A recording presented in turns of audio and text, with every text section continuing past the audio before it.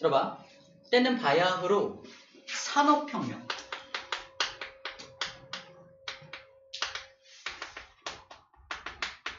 이 산업혁명 때 말 그대로 혁명이 일어났는데 혁명이 일어난 이유가 두 가지가 있습니다. 첫 번째 이유는 바로 화석연료. 두 번째는 철강. 철강을 재련할 수 있는 기술 때문이었어. 그 철강을 이용해서 기계장치를 만들어. 그 기계장치를 돌리려면 어마어마한 에너지가 필요하잖아. 근데 화석연료를 태우면 우와! 엄청난 에너지가 나올 거야. 그 에너지를 가지고 물을 끓여. 물을 끓여서 수증기로 만들어서 수증기를 고압으로 슉 쏘면은 엄청난 압력으로 뭔가를 터빈을 돌릴 수 있어. 그 터빈이 막 돌아가면서 그걸 갖다가 그 터빈 돌아가는 걸 배에다가 연결한 게 증기선. 때려줬어. 증기선. 그래서 왜? 굴뚝에서 연기 엄청 나면서 가는 옛날에 그 증기선, 배를 말하는 거야. 이거를 기차에다 연결하면요. 증기기관차. 이거를 공장 기계에다 연결하면 기계가 막 돌아가면서 제품을 쾅쾅쾅 찍어내. 이게 대량 생산의 시작. 산업혁명입니다. 산업혁명에서 가장 중요한 건 엄청난 에너지원. 누구? 화석연료. 화석연료를 사용하기 시작하면서 다른 것들은 완전 거들떠도 안 보게 된 거야. 왜? 화석연료가 제일 좋으니까. 그 전에 사용했던 건 뭘까요? 화석연료 이전에 사용했던, 인류가 사용했던 에너지. 수력. 우리나라만 해도 수력을 이용해서 물레방아 돌렸죠. 쿵. 뭔가 이렇게 방앗간에서 곡식을 빻을 때 물레방아는 그런 용도로 사용했던 거야. 그지? 뭐 사람의 힘, 디딜방아, 그죠? 수차, 물 떨어지는 힘 이용해서 뭐 수차도 돌리고, 자경루라고 하는 시계도 물의 힘으로 만들었죠. 또는 바람의 힘, 바람개비 같은 거, 네덜란드 같은 곳에는 바람으로 막 팽차가 돌아가서 그걸로 또 곡식을 빻았죠. 곡식을 빻는 장치로 그런 바람의 힘, 물의 힘, 막 요딴 거 이용했어요. 그죠? 또는 태양열을 모아가지고 막 이렇게 불을 붙이기도 하고 그런 것도 하긴 했어요. 그죠? 다시 말해서 산업혁명 이전에 인간이 이용할 수 있었던 건 다 자연에서 얻었던 것들입니다. 바람, 물, 태양, 뭐 요딴 거밖에 없었죠. 그죠? 이런 걸 이용했단 말이에요. 또는 자연에서 얻은 나뭇가지 같은 거 가져와서 태우고 막죠. 이런 것들 이용했다는 거죠. 그런데 산업혁명 때문에 그런 것들을 거들떠도 안 보게 된 거야. 이런 건, 효율이 너무 낮아. 이거에 비하면. 그죠? 효율이 너무 낮아서 거들떠도 안 보고 이것만 잔뜩 썼어. 맨날. 수십 년, 수백 년 동안. 200년 됐나? 근데 이제 문제점이 생기기 시작한 거죠. 어떤 문제점? 이산화탄소가 많이 발생되잖아. 그지? 산업혁명 때문에 이산화탄소가 엄청나게 발생이 되면서 원래 이산화탄소가 공해물질은 아니에요. 우리도 이산화탄소를 내뿜잖아. 우리가 공해인간인가? 그런 거 아니잖아. 그지? 이산화탄소를 내뿜는다는 게 잘못된 건 아닌데 그래서 처음에 이 화석연료를 사용하려고 했을 때 이게 공해물질을 내뿜는다면 안 사용했을 거야. 인류가 망할 테니까. 그죠? 근데 이거를 태워보니까 공해물질이 안 나와. 예를 들어볼게. 화석연료의 대표적인 녀석 중에 하나인 메탄가스. 메탄가스를 산소랑 결합시켜서 연소시키면 C하고 O가 만나서 이산화탄소 나오고요. H하고 O가 만나서 물이 나옵니다. 개수는 맞추지 않을게. 연소 생성물이 그러면서 에너지가 엄청나게 나오는 걸 이용해서 산업혁명에 이용을 하고 연소로 인해 생성된 물질 봐봐. 익숙한 물질이죠. 공해물질이 아니라고. 수증기 나오고 이산화탄소 나온다니까. 이 수증기와 이산화탄소가 공해물질이 아니기 때문에 열심히 쓴 거야. 야, 이거 공해물질도 안 나와. 열심히 써. 괜찮아. 그죠? 그런데 그러다 보니까 뭐가 많이 누적되어서 이산화탄소가 엄청 누적되어서 지구에 문제점이 생겨. 어떤 문제점이죠? 맞아요. 보라돌이, 뚜비, 나나, 뽀 중에 나나가 지구에 와요. 지구온난화. 해제도 재밌어. 아무튼 그런데 지구온난화 때문에 문제가 생긴 거. 미안해. 미간을 잡지 말고 미간 펴. 네, 펴. 이게 인상 나빠져. 아무튼 지구온난화라는 현상이 대두가 된 겁니다. 우와, 이건 예상 못했던 일이야. 이산화탄소가 온실기체라는 것도 잘 몰랐었고, 그치? 그래서 이 지구온난화를 어떻게 타개할 것인가라고 고민하다 보니까 이제 어떤 고민하게 된 거야? 야, 화석연료 이제 고갈되어가. 60년 남았더라고요, 보니까. 고갈 예상 시점까지 현재 60년 딱 남았어요, 60년. 60년 뒤에는 화석연료가 없어요. 그러면 앞으로는 계속해서 이 에너지를 얻을 수 있어, 없어? 못 얻겠죠? 그럼 어떻게 해야 돼? 두 가지 방법이 있습니다. 첫 번째, 새로운 걸 또 개발하거나. 그게 뭐다? 야, 이거 더 이상 안 돼! 새로운 거 개발해! 그게 신에너지. 새로운 거. 그동안 발견하지 못했던 새로운 거. 또는 옛날 거. 옛날에 쓰던 거 다시 써야겠다. 어쩔 수 없다. 그죠? 그게 재생에너지야. 잘 들어. 재생이라는 뜻이 다시 사용한다라고 생각하면 돼. 다시 사용. 옛날 거를 다시 사용한다. 합쳐서 뭐라고 한다? 신재생에너지라고 불러주는 거야. 신재생에너지가 그래서 신에너지와 재생에너지 합친 건데 우리 구분해야 될 게 뭐다? 신에너지에 해당하는 것과 재생에너지에 해당하는 걸 구분해야 되는데 가장 좋은 구분법은 옛날에도 쓰던 게 재생에너지고 완전 새로운 거 그게 신에너지입니다.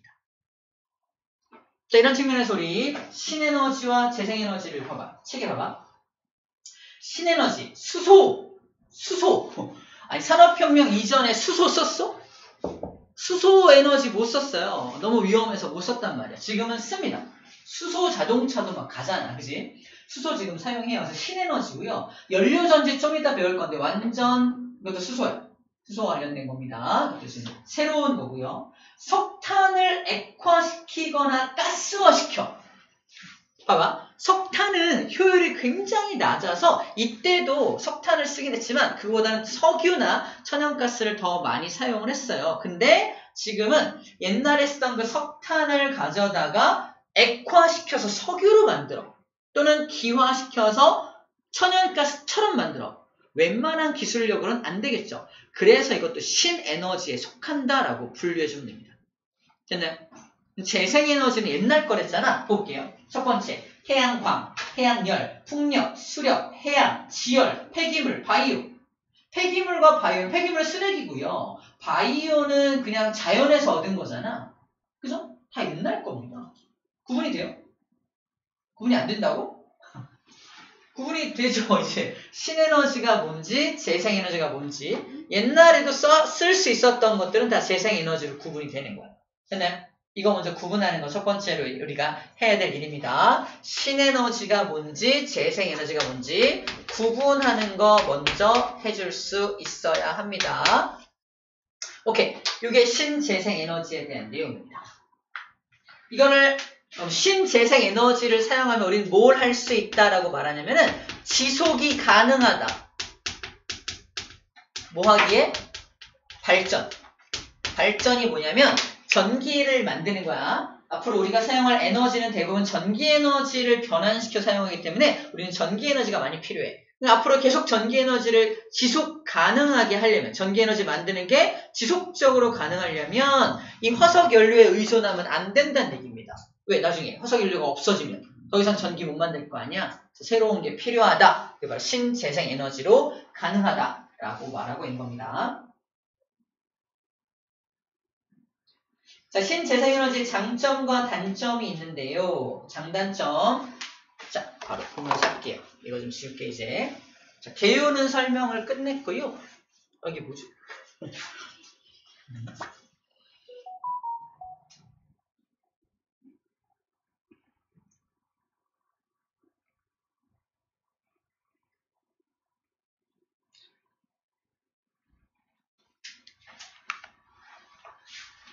그림을 좀 보면서 설명을 할게요.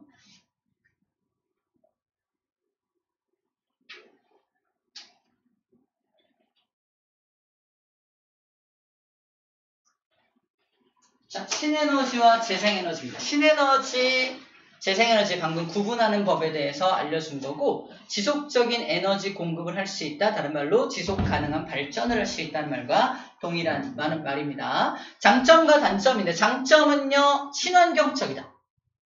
환경을 오염시키는 게 사실 없죠. 오염은 없다는 거야. 오염은 없다는 거고, 두 번째는 재생에너지는 재생 가능한 에너지원을 이용하여 자원 고갈의 염려가 없다. 이거 봐봐. 이거 고갈될까요? 고갈될 염려가 거의 없죠. 태양광과 태양열, 이제 곧 고갈되기를 해요. 몇 억 년 남았어? 50억 년 정도 남았어요. 이건 거의 무한하다고 보면 되겠죠. 인류의 역사가 10,000년 됐습니다. 10,000년. 1만 년. 50억 년 남았대. 비슷하죠? 말도 안 되는, 아무튼 거의 무한하다고 보면 되겠어요. 하지만 단점도 있습니다. 단점도. 자, 신에너지를 이거를 개발하려면 어쨌든 비용이 들겠죠. 그래서 초기 투자 비용이 좀 든다는 거고요. 태양 광발전 하려고 해도 이제 반도체를 이용한 태양 전지판을 개발해야 되고, 그걸 가지고 광발전을 해야 되니까 어쨌든 초기 투자 비용이 좀 든다라는 거고요. 현재 사용하고 있는 이 화석 연료는 효율이 엄청 높다 그랬죠. 하지만 옛날 걸로 돌아가거나 새로운 걸 개발했을 때 아무래도 효율은 좀 떨어질 수 있습니다. 효율은 좀 떨어질 수 있지만 친환경적이라는 장점 때문에, 또 지속 가능하다는 장점 때문에 쓸 수밖에 없는 거지. 그지? 그래서 효율이 조금 낮아서 좀 더 효율을 높일 수 있는 기술적인 개발이 좀 필요하다라는 게 단점으로 제시되고 있습니다. 됐나요? 여기까지가 첫 번째 신재생에너지에 대한 소개입니다. 아하, 신에너지, 재생에너지 구분하는 것부터 시작되네요. 이때 조금 낯선 게 폐기물과 바이오인데, 잠깐 볼게요. 폐기물 매립장, 우리 인천에도 있습니다. 저쪽에, 서구 쪽에. 드림파크라고 들어봤나요? 못 들어봤나요? 저기 서구 쪽에 있는데, 거기 폐기물을 막 매립을 해서 그 위에다가 공원을 만들었어요. 근데 폐기물 매립한 곳에서는 밑에서 썩을 거 아니야? 그 폐기물이 썩으면서 메탄가스가 나와요. 메탄가스 잘 모아가지고 우리 천연가스를 이용하면 되는 거예요. 그래서 그런 식으로 폐기물을 매립해서 썩혀가지고 사용을 합니다. 가스가 메탄가스고요. 그 다음에 폐기물 자체를 태우면서 발생하는 열을 직접 이용하기도 합니다. 이게 폐기물 에너지이고요. 바이오 에너지는 농작물, 나무, 음식물 쓰레기를 태워서 열과 빛을 얻거나, 약간 이런 느낌? 쌤이 옛날에 음식점에 갔는데 거기는 숯을 이용하지 않고 가스불에다가 옥수수알을 막 집어넣어서 옥수수를 태워서 막 불을 확 켜주는 거야. 그래서 옥수수에서 나오는 에너지 가지고 불을 피워줘가지고 고기를 구워 먹는 시스템이었어요. 왠지 맛있어 보여, 느낌만 모르겠는데. 그래서 어쨌든 그 옥수수를 태워서 나온 에너지로 고기를 이제 굽는 거니까 일종의 바이오 에너지라고 할 수가 있겠네요. 폐기물은 아니잖아.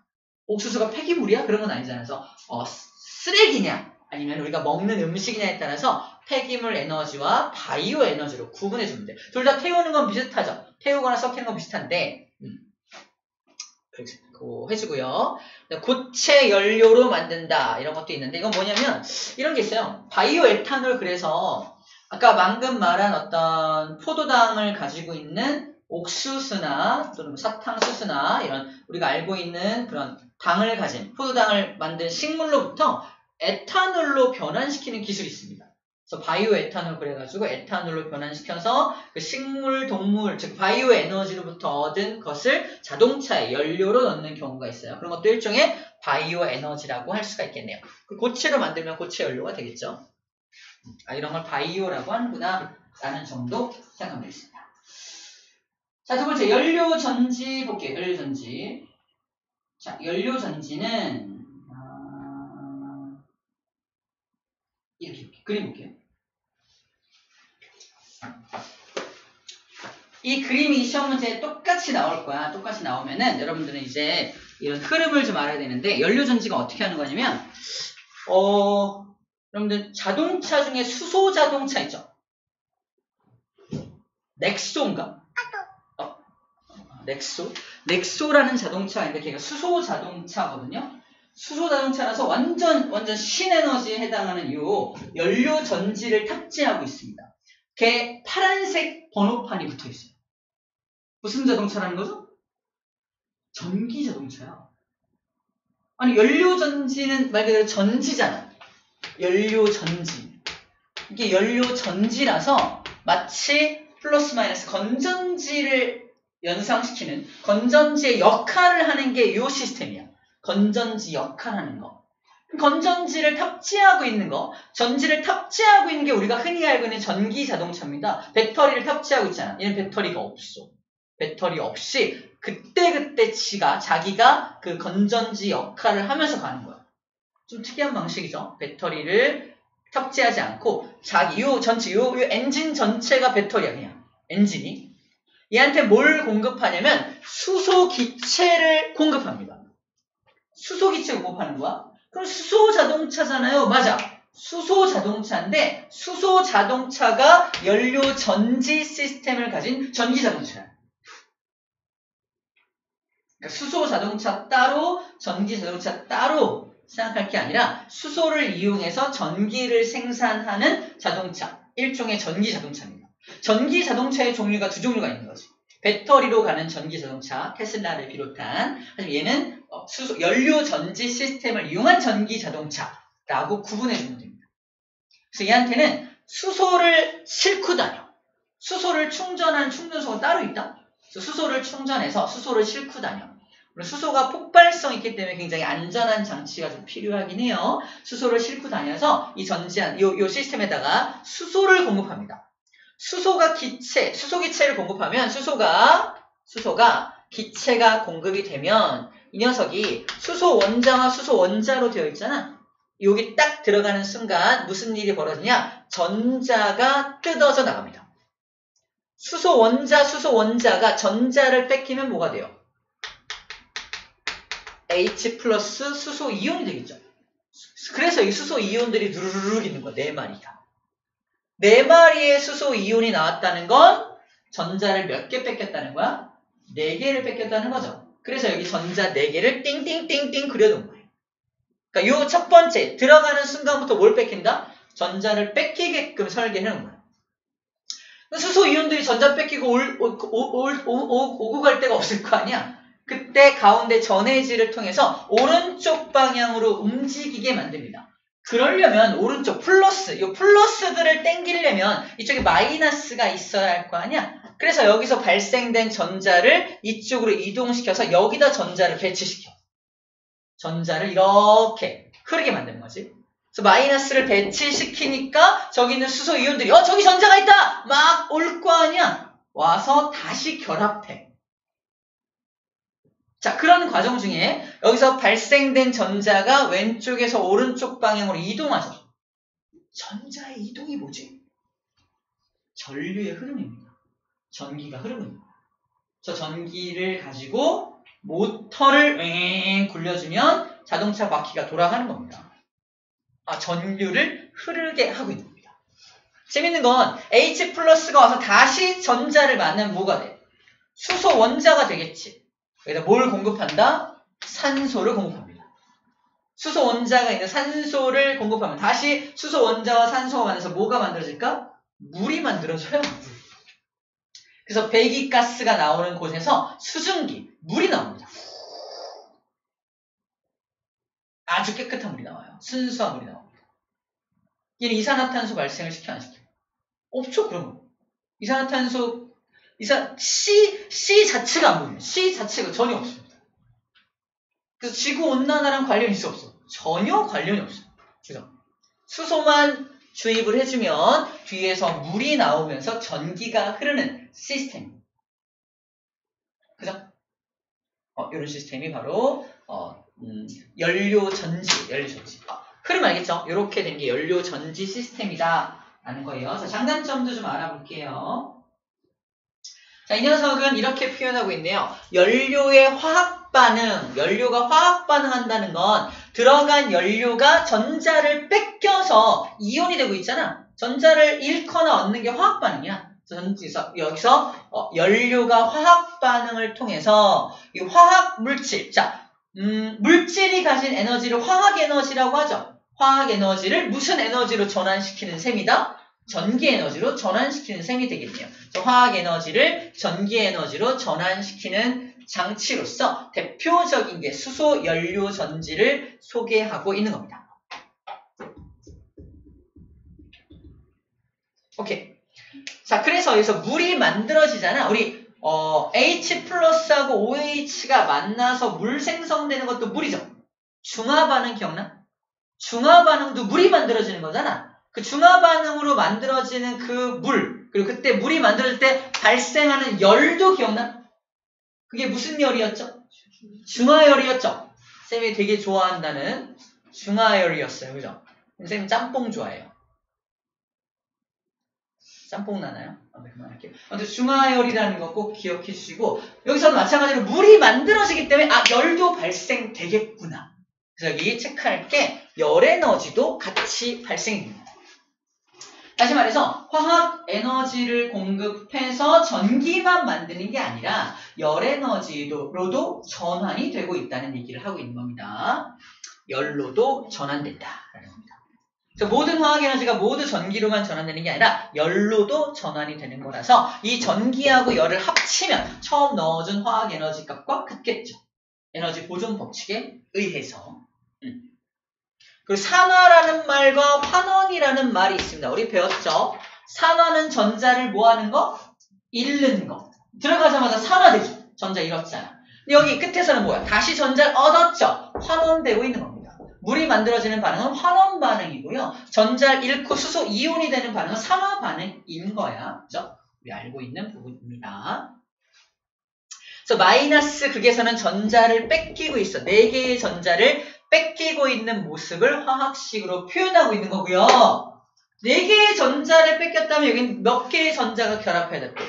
똑같이 4개의 전자가 결합해야겠죠? 4개의 전자가 결합해야 하기 때문에 여기 4개의 수소 이온이 전자랑 결합해서 4개의 수소 원자를 만드는 거야. 4개의 수소 원자가 공급된 O2랑 결합해서 자, 4개의 수소 원자가 4개의 O2랑 결합하면 몇 개의 물 분자가 만들어져? H2O가 2분자가 만들어지겠죠? 그래서 2분자의 물 분자가 만들어진다라고 쓰여져 있는 겁니다.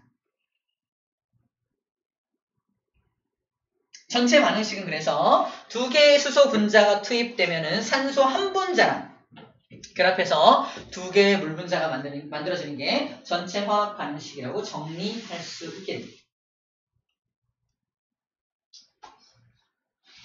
자, 연료 전지는 수소만 이용하는 게 아니라 또 다르게 개발된 것들은 메탄올이나 나프타 같은 천연가스를 넣기도 합니다. 나프타가 우리가 알고 있는 그 휘발유를 이용한 연료 전지 시스템도 있다. 그러니까 수소만이 아니라 다른 것도 존재한다 라는 정도로만 알고 있으면 될 것 같아요. 근데 시험 문제에는 뭐가 나온다? 수소를 이용한 것만 출제가 될 겁니다.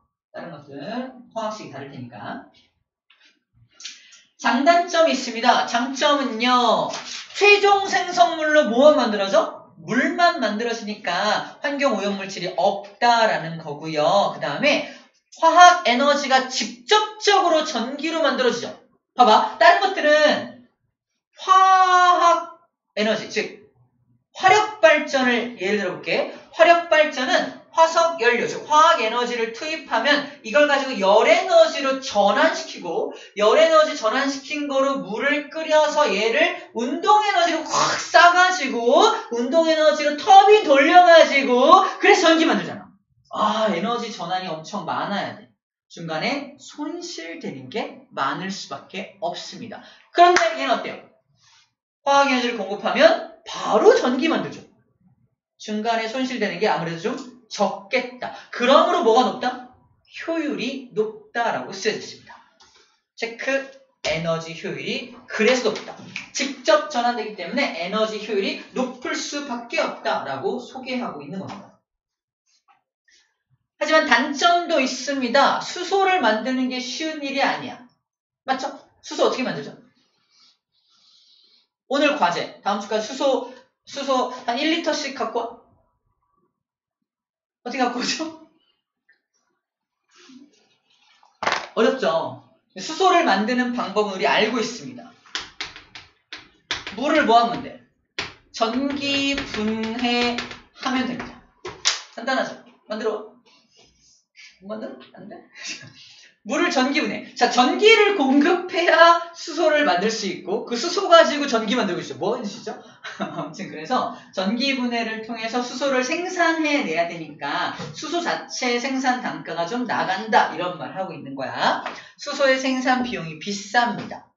그리고 효율적인 수소 저장 기술이 필요하다. 뭔 소리야? 수소가 되게 폭발성 있는 불안정한 물질이기 때문에 저장 기술이 좀 더 보완되어야 한다라는 말을 하고 있는 거야. 안정성 확보가 필요하다.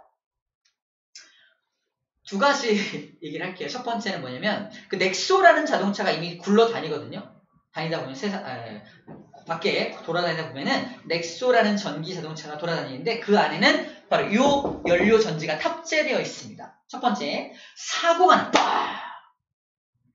얘가 망가져. 어떻게 될까? 이게 엄청 비싸. 차값이 만약에 3천만 원이라면 얘가 2천만 원이야. 이게 뻥! 파괴됐어. 어떻게 할까? 고칠 수 있을까? 고치는 비용 1,500만 원. 그래서 넥소는 사고 나면 폐차합니다.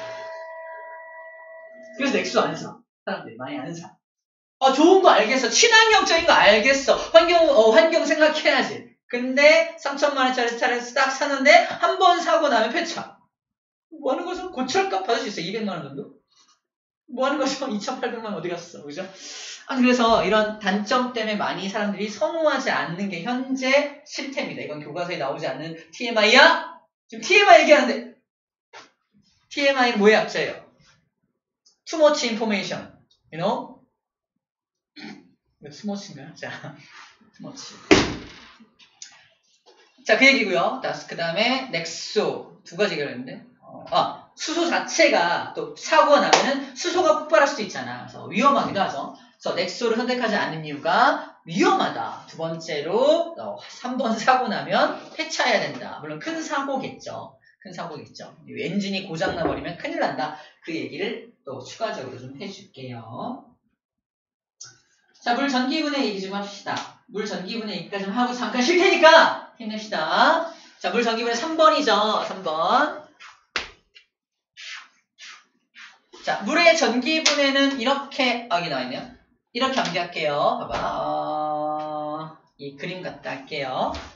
자, 물을 갖다 놓고요. 물에다가 수산화 나트륨이라는 물질을 타요.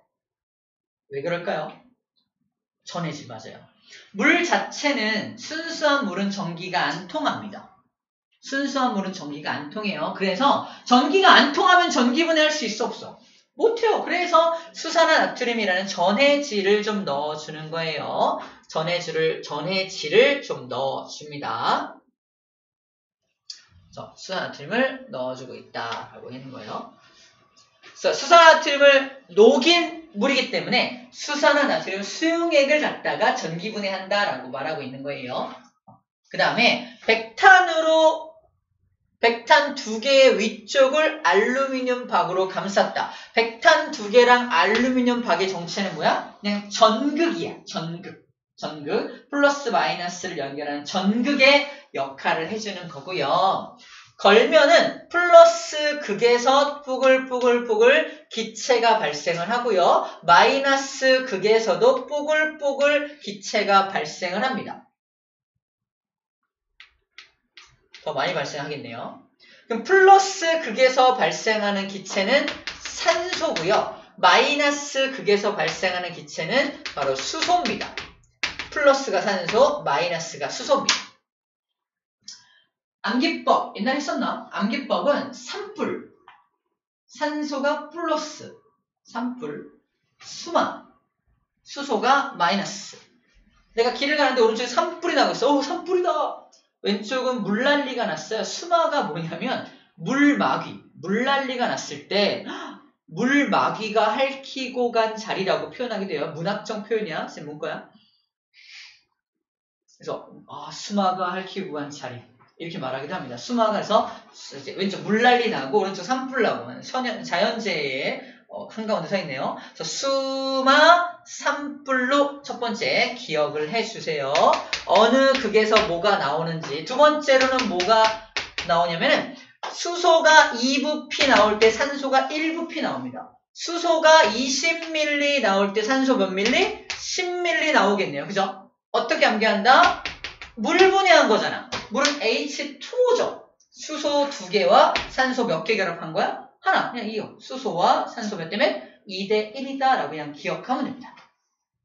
이게 왜 이런지에 대한 자세한 화학식은 화학원에서 배웁니다. 화학원에서 자세하게 배우는데 지금은 여러분 수준에서는 일단 수소, 산소가 무슨 극에서 나오는지, 몇 대 몇으로 나오는지, 그리고 전해질로 뭘 쓰고 있는지 이 정도로만 정리해주면 되겠어요. 그래서 여기서 플러스 마이너스 극에서 전기가 통한다.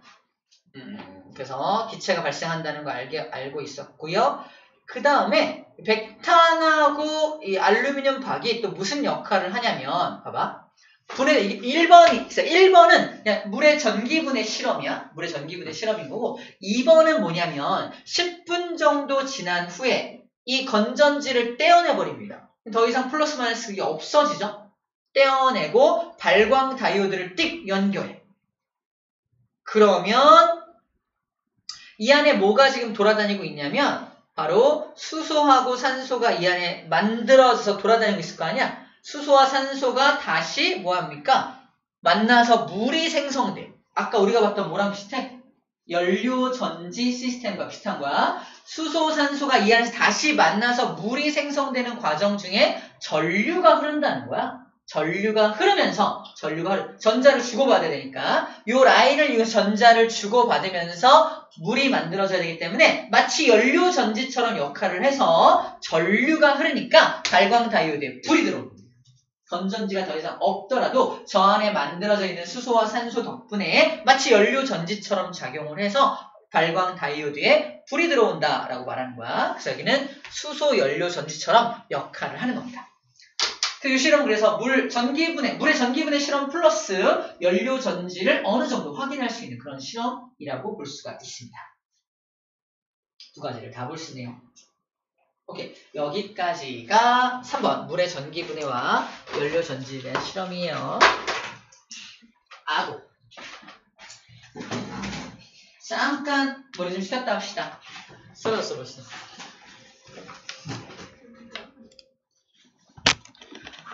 쓰러집니다.